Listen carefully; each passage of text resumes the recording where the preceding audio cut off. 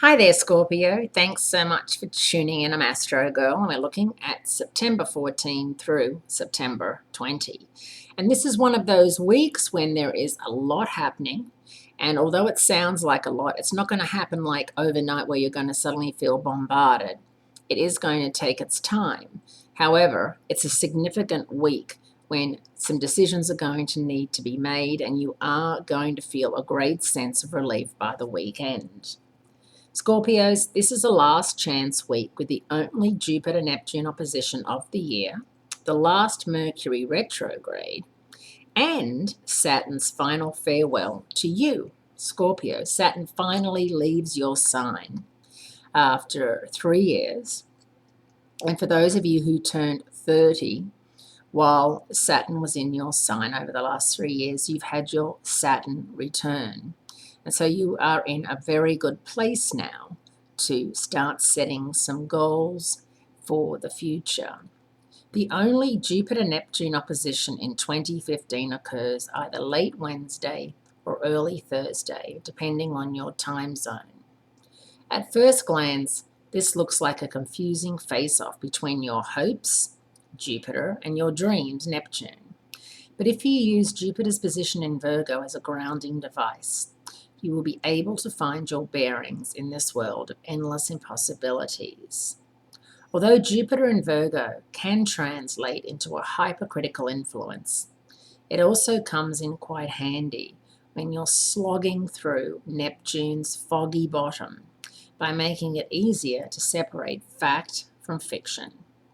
So while you're reaching for the stars, keep your feet on the ground, which is actually something you're very good at doing. If something looks and sounds too good to be true, Scorpios, chances are it is.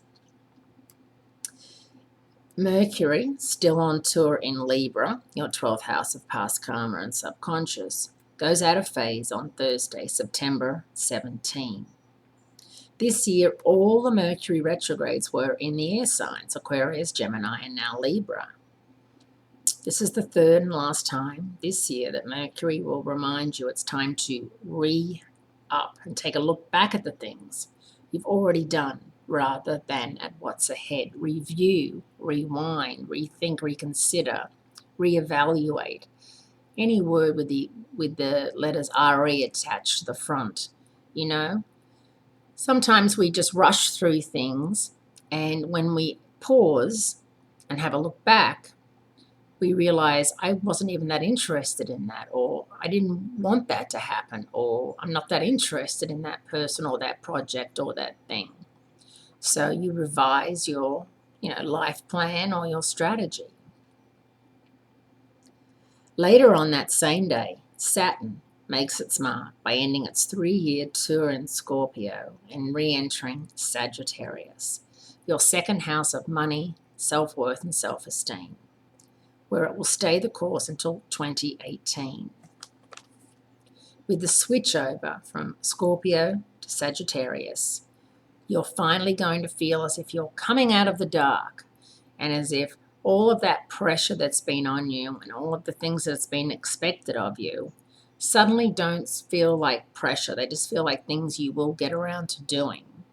And with Saturn, the planet of time management and focus and discipline, in your second house of self-esteem, money, and self-worth, the next 3 years are guaranteed money-making times for you to save a lot of money, invest money, make money. Saturn doesn't take any prisoners. Saturn is very straight down the middle. This is what's going to happen, and you must listen to what Saturn is telling you.